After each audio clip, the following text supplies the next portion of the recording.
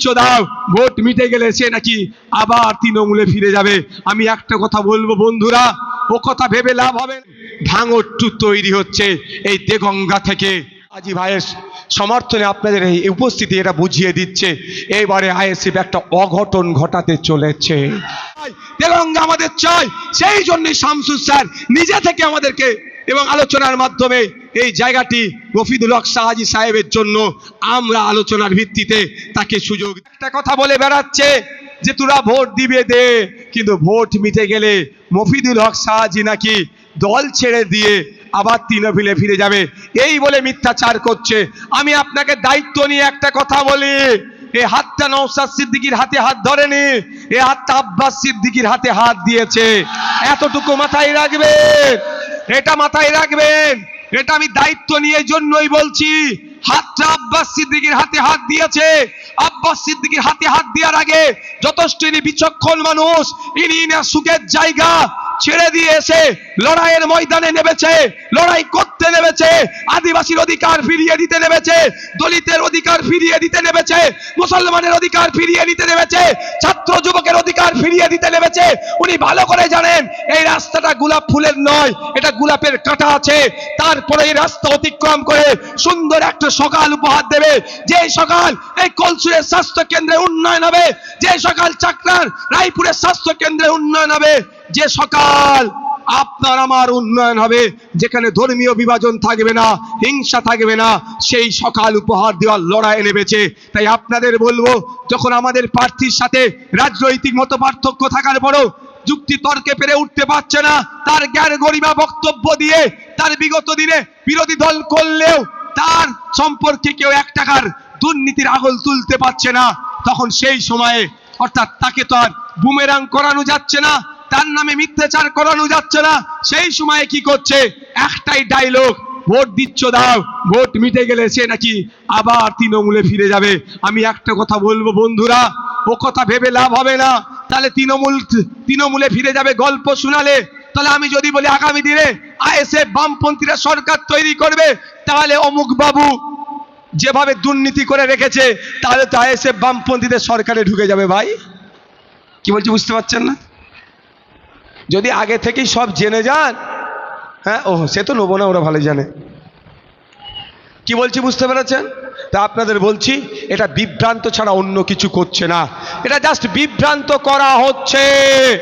আপনাদের বলবো নির্দ্বিধায় নির্বিঘ্নে কলসুরের মানুষদের বলবো, হিন্দু মুসলমান নির্বিশেষে মানুষের পাশে থাকবে, যখন ও সমস্যায় পড়বে বুক চিতিয়ে লড়াই করবে।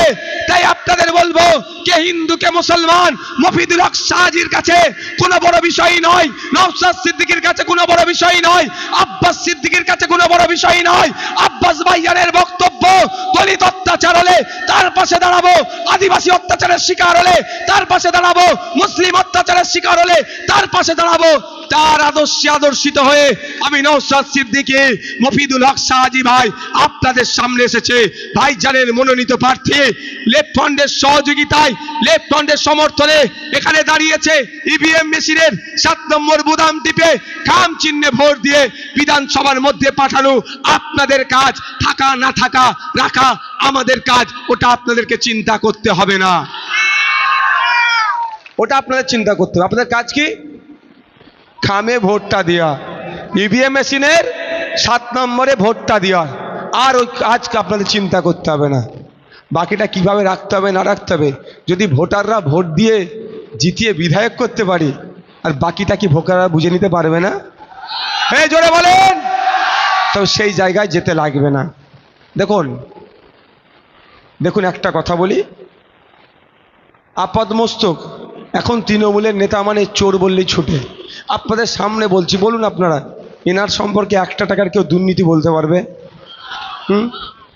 এনার সার্টিফিকেট আপনাদের কাছ থেকে যেমন নিয়েছি, বড় ভাইজান নিয়েছে, ফুরফুরা শরীফের একাধিক পীর সাহেব পীরজাদারাও দিয়েছে, এটুকু জানিয়ে রেখে দিতে চায়। ইনি এনার সার্টিফিকেটটা জীবন চলে যাবে তো ওটা নষ্ট করবে না।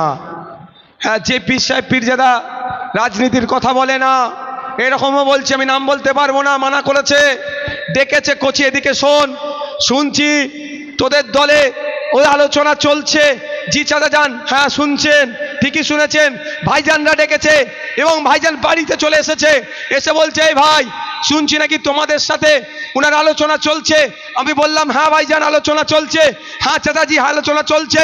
তখন আমাকে একটা কথাই বলেছে, নিশ্চিন্তে নিতে পারিস, নিশ্চিন্তে নিতে পারো, কোনো সমস্যা নয়। দীর্ঘদিন ধরে ওনাকে আমি চিনি বা আমরা চিনি, উনি কিন্তু স্বচ্ছ মানুষ, সজ্জন মানুষ। দেখুন আমাদের নেওয়ার ক্ষেত্রেও এখানেও একটা পয়েন্ট ছিল যে আমার বাড়ির লোকেরা পীর সাহেব, একাধিক পীর সাহেব পীরজাদারা ইনাকেও রেকমেন্ডেশন করেছে, ইনাকেও রেকমেন্ডেড করেছে। তাই আপনাদের বলবো নিশ্চিন্তে থাকবেন।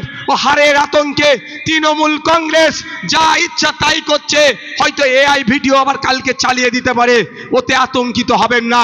এতটুকু মনে রাখবেন, আইএসএফ দলের প্রতিষ্ঠাতার নাম পীরজাদা আব্বাস সিদ্দিকী, চেয়ারম্যানটার নাম মোহাম্মদ নওশাদ সিদ্দিকী, জেনারেল সেক্রেটারিটার নাম বিশ্বজিৎ মাইতি, ওয়ার্কিং প্রেসিডেন্টের নাম শামসুর আলী মল্লিক। আপনারা ভালো করে জানেন আমাদের পার্টি নির্দিষ্ট একটা গাইডলাইনের মধ্যে দিয়ে চলে। শামসুর আলী মল্লিক সাহেব আপনারা ভালো করে জানেন, এখানকার অবজারভার, তার সাথে অনেকটা আলোচনা হয়েছিল, কিন্তু বীরত্ব স্বার্থের জন্য দেগঙ্গা আমাদের চাই, দেগঙ্গা আমাদের চাই। সেই জন্যই শামসুর স্যার নিজে থেকে আমাদেরকে এবং আলোচনার মাধ্যমে এই জায়গাটি মফিদুল হক শাহজি সাহেবের জন্য আমরা আলোচনার ভিত্তিতে তাকে সুযোগ দিয়েছি। সুতরাং এই যে দলের প্রতিষ্ঠাতার নাম পীরজাদা আব্বাস সিদ্দিকী, যে দলের চেয়ারম্যান 5 বছর একা বিধায়ক ছিল, সামনে দল বদলু, ডান দিকে বিজেপি, বাম দিকে তৃণমূল, ব্যাক সাইডে তৃণমূল, ওর মধ্যে দাঁড়িয়ে বিধানসভার মধ্যে একাই লড়াই করে গিয়েছে শিক্ষার জন্য, স্বাস্থ্যের জন্য, কৃষকের জন্য, ছাত্রের জন্য, যুবকের জন্য, পুরুষের জন্য, মহিলার জন্য, পরিযায়ী শ্রমিকের জন্য, সরকারি কর্মচারীদের জন্য। স্কুলে শিক্ষক দিতে হবে, হসপিটালে ডক্টর দিতে হবে, সরকারি স্বাস্থ্য ব্যবস্থা ধ্বংস হয়ে যাচ্ছে, মান উন্নয়ন করতে হবে। এই লড়াই বুক চিতিয়ে একা লড়ে গেছি, কেউ আমার সিট দ্বারা দেখাতে পারেনি। সেই দলে যখন আমরা যুক্ত করেছি মফিদুল হক শাহজি সাহেবকে, আপনারাও নিশ্চিন্তে থাকুন, এ সিট দ্বারা বিকিয়ে যাওয়ার সিট দ্বারা নয়, এ সিট দ্বারা সোজা রেখে লড়াই করার সিট দ্বারা। তাই আপনাদের বলবো আপনারা নিশ্চিন্তে নির্বিঘ্নে আগামী 29 এপ্রিল ইভিএম মেশিনের 7 নম্বরে বোতাম টিপে খাম চিহ্নে ভোট দিয়ে বিধানসভায় পাঠাবেন। প্রস্তুত আছেন তো নাকি? প্রস্তুত আছেন তো নাকি? গতবারে উন্মাদনা ছিল, অস্বীকার করার কোনো জায়গা নাই। আমি এবারে রাজ্যে যেখানেই যাচ্ছি, মোথাবাড়ি আমাদের প্রার্থীকে অ্যারেস্ট করে রেখেছে, আমি 2 দিন র্যালি করলাম। বিশ্বাস করুন, বিশ্বাস করুন, বিশ্বাস করবেন কি জানি না, র্যালির শুরু আর র্যালির শেষ দেখতে পাইনি আমি। দেখেছেন আপনারা?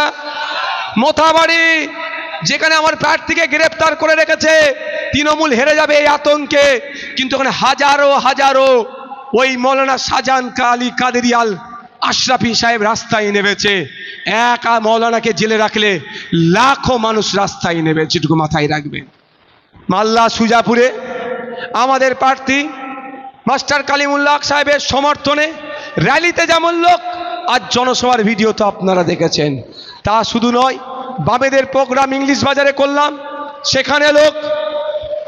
এবার রঘুনাথগঞ্জে বামেদের প্রার্থী রোড শোতে, সেখানে হাজার হাজার মানুষ। আজকে মধ্যম গ্রামে দিগবেরিয়া থেকে রেল ব্রিজটা পার করে গেলাম, উরি বাবা কি ভয়ঙ্কর লোক, মুখে বলা যাবে না ভাই, ও গুণেও শেষ করা যাবে না। তারপরে গেলাম বিশ্বজিতের প্রোগ্রাম, জায়গা ছোট, লোক মানে কি তোর পাচ্ছে, ঘাড়ে উঠে পড়ার খাপ কোথা দিয়ে দেখবো। লাস্টে বললাম ভাই, অনেক সময় পাড়ায় তৃণমূলের গুন্ডা মস্তানের কারণে দূরে চায়ের দোকানে বসে বক্তব্য শুনেছো তোমরা আমাদের, এখন ভাবো এখানে তৃণমূলের গুন্ডারা আমাদেরকে ঘিরে ফেলেছে, সাইডে অন্তত দাঁড়িয়ে দাঁড়িয়ে কানে বক্তব্য শুনে চোখে দেখতে হবে না, জায়গা ছোট হয়ে গেছে। তারপরে গেলাম অশোকনগরে আমাদের তাপস ব্যানার্জির সমর্থনে জনসভায়, স্কুলের মাঠ, ফুটবল মাঠ কানাই কানাই এই রকম ভর্তি হয়ে গিয়েছে। আর এখন এসে পৌঁছালাম, এই 10টা বাজতে যাচ্ছে, 1-2 মিনিট বাকি, এখানে দেখলাম আমাদের মফিদুল হক শাহজি ভাইয়ের সমর্থনে আপনাদের এই উপস্থিতি এটা বুঝিয়ে দিচ্ছে এবারে আইএসএফ একটা অঘটন ঘটাতে চলেছে। আমি 1 বছর আগে সাংবাদিক প্রশ্ন করেছিল এবারে কটা সিট জিতবেন, আমি বলেছিলাম ডবল সংখ্যায় বিধানসভায় যাব, সে রেকর্ডটাও আপনারা শুনেছেন। 4 তারিখে দেখবেন ভাঙর টু তৈরি হচ্ছে এই দেগঙ্গা থেকে, ভাঙর টু তৈরি হচ্ছে মধ্যমগ্রাম থেকে, অশোকনগর থেকে, আমডাঙ্গা থেকে, ক্যানিং পূর্ব পশ্চিম থেকে। তাই বলবো ইতিহাস রচনা হবে, সেই ইতিহাসের সাক্ষী হিসাবে আপনাদেরকেও সেই ইতিহাসের পাতায় ঠাঁই নিতে হবে। প্রস্তুত আছেন তো নাকি? 29 এপ্রিল আসছে দিন, ফ্ল্যাশটা অন করে স্লোগানিং করে শেষ হয়ে যাবে। উঠে দাঁড়ান।